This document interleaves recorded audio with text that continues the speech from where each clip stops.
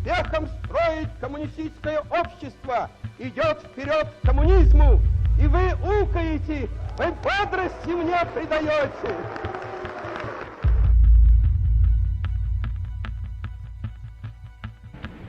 Bear any burden, meet any hardship, support any friend, oppose any foe to assure the survival and the success of liberty.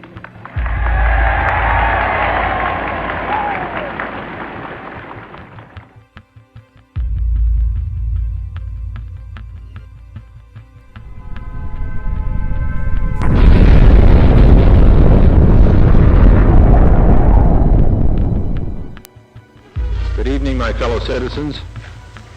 This government, as promised, has maintained the closest surveillance of the Soviet military buildup on the island of Cuba.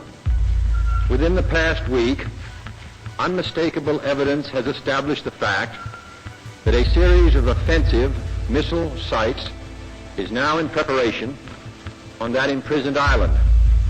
The purpose of these bases can be none other than to provide a nuclear strike capability against the Western Hemisphere.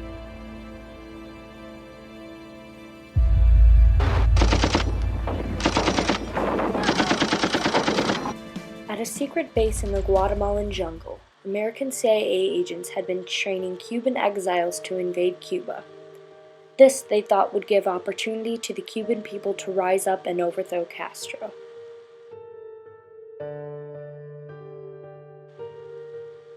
The plan was presented to the new president, John F. Kennedy. The plan that he had inherited, under which a band of Cuban exiles were to liberate their own country, was one he could hardly turn his back on. Well, surely the United States should help get rid of a communist dictatorship in our hemisphere. The CIA badly misled the new president, promising him an easy victory and an end to the Cuban problem. Kennedy agreed to the invasion but demanded crucial changes to hide American involvement. Just 3 days before the planned invasion, Kennedy denied any possibility of American intervention. There will not be, under any conditions, be an intervention in Cuba by United States Armed Forces. And this government will do everything it possibly can, and I think it can meet its responsibilities to make sure that there are no Americans involved in any actions inside Cuba. As Kennedy spoke, the invasion force was gathering. An advanced wave of American bombers planned to destroy Castro's air force on the ground. The president worried that this might reveal Washington's role and ordered the operation scaled down. On April 15, 1961, just 6 American bombers designed in the colors of the Cuban Air Force took off from Nicaragua for a crucial attack on Cuban airfields.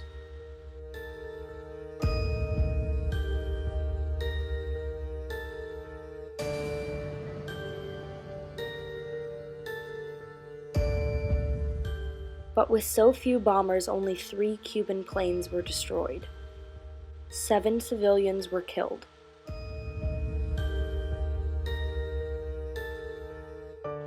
As they buried those who had died, Castro, seeking Soviet support, finally declared that the revolution was socialist. Porque lo que no pueden perdonarnos los imperialistas es que estemos aquí y que hayamos hecho una revolución socialista en las propias narices de los Estados Unidos. Castro, mistakenly believing this was a full-scale military attack, sent his remaining air force in, who quickly destroyed the ships carrying vital ammunition supplies. He later mobilized all of his forces. Within 72 hours, the invaders were either dead or captured.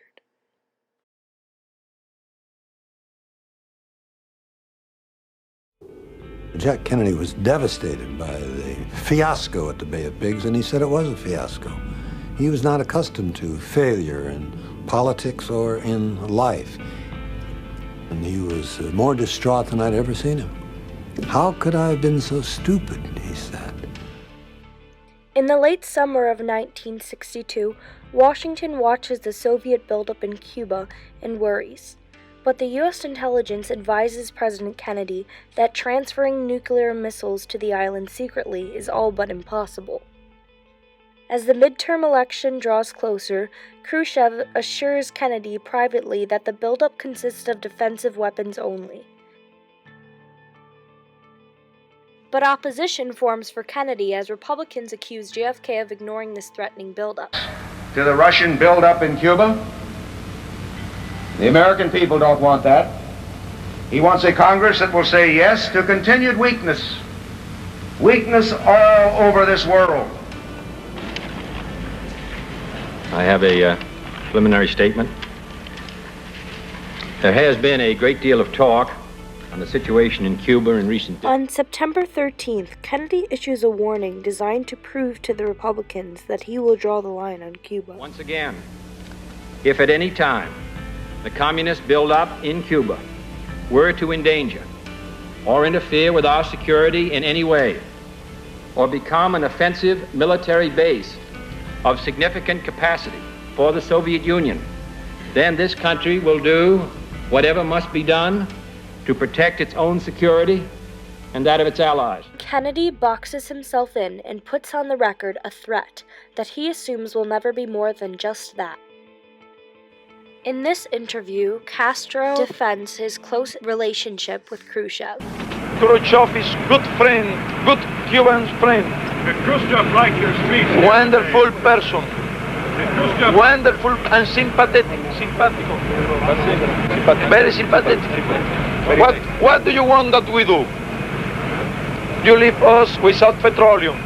Khrushchev give petroleum. You leave us without sugar. Khrushchev buy sugar. Here your leaders speak about aggression to Cuba. Khrushchev speak about defending Cuba. You to take our airplane. Khrushchev plane is our plane. Khrushchev is friend. Kennedy decided to meet with some of his top governmental officials to decide what to do about the danger that lies in Cuba. And without their knowledge, the president records the meeting. Initiated the danger, really, hasn't it? We're playing with God, not us. We ourselves are not the general war was into doing what we said we would do if they took certain action. Forward decided this is time to eliminate the Cuban problem by action moving to the island. What is the strategic impact on the position of the United States of MRBMs in Cuba? How gravely does this change the strategic balance? Chief said Saturday, in effect, they said substantial. My own personal view is not at all. They say it doesn't make a difference to get blown up by an ICBM flying from the Soviet Union 90 miles away. Geography doesn't mean that much. We'd have to target them with our missiles and have the same kind of pistol pointed at the situations we have the Soviet Union at the present time. I think it's extremely important that our talk and our discussion be founded on this premise that any airstrike will be planned to take place prior to the time they become operational, because if they become operational before the airstrike, I do not believe we can state we can knock them out before they can be launched. And if they're launched, there is almost certain to be chaos in part of the East Coast or the area in a radius of 600 to 1,000 miles from Cuba. When listening to this meeting, it is evident that there is a clear threat of nuclear warfare taking place. Obviously, you constantly announce that 4 days from now you're going to take them out. They may announce within 3 days they're going to have warheads on them. If we come and attack, they're going to fire them. What do we do then? We don't take them out. So we then announce what they do that, we're going to attack them with nuclear weapons. Saturday, October 20th. In just 5 days, the president has gone from outrage to fear and now to caution. He chooses the quarantine, but he will also choose to appease those pressing for stronger military action with one promise. If the quarantine is not effective within a few days, he will authorize an airstrike followed by an invasion of Cuba. With word of U.S. aggression, Khrushchev writes a series of letters back and forth with the president that includes specific written agreements on how the crisis will be resolved. And in just 3 days and 3 letters, the Cuban Missile Crisis is resolved. With a statement directly from JFK himself, this crisis is resolved. However, the impact that the Cuban Missile Crisis left is everlasting worldwide.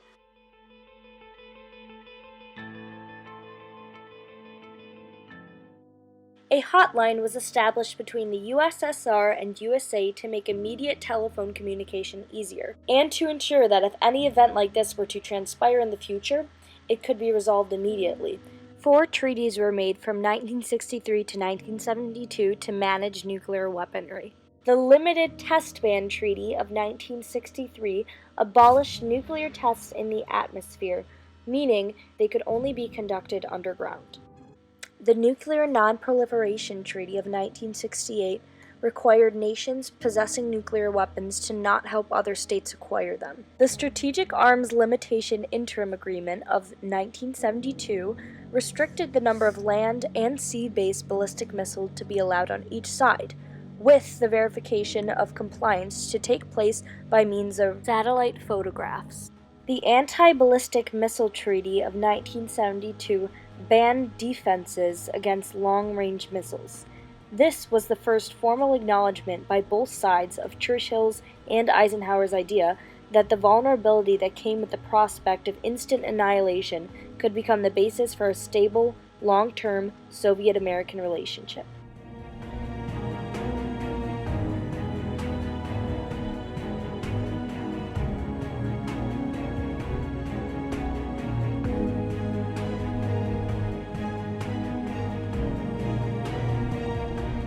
Kennedy's personal prestige increased. It shocked the U.S. into realizing the fragility of its own security, and increased the United States' focus on building up its military strength. Castro remained in power with the threat of a U.S. invasion removed. However, Cuba became determined not to become a pawn in the East-West struggle, and pursued a foreign policy independent of Moscow. Havana became a center of revolutionary activity, educating and training activists and spreading revolution in Africa and Central America. Despite his claims of victory, the crisis was a humiliation for Khrushchev and contributed to his fall from power in 1964. The USSR did not itself suffer from this humiliation and continued as a superpower for the next 3 decades. China saw the resolution of the crisis and the USSR's unwillingness to challenge the United States as final proof that the USSR had ceased to be a revolutionary state. Its relationship with the USSR continued to deteriorate from this point, and China opted to continue developing nuclear weapons independently. Following the Cuban Missile Crisis, the world was more secure in that there was more stability. Neither side would now issue challenges to the other side's sphere of influence. It is evident that after the Cuban Missile Crisis, the world was more secure in many ways. The hotline was created between the USA and the USSR, and it would be an efficient way to quickly resolve issues before they became real problems. Basic rules and guidelines for the use of nuclear weaponry were established with the 4 treaties previously mentioned, which created a greater sense of security worldwide and almost alleviated the fear caused by mutually assured destruction. And finally, from the perspective of the USSR, this crisis made and broke friendships.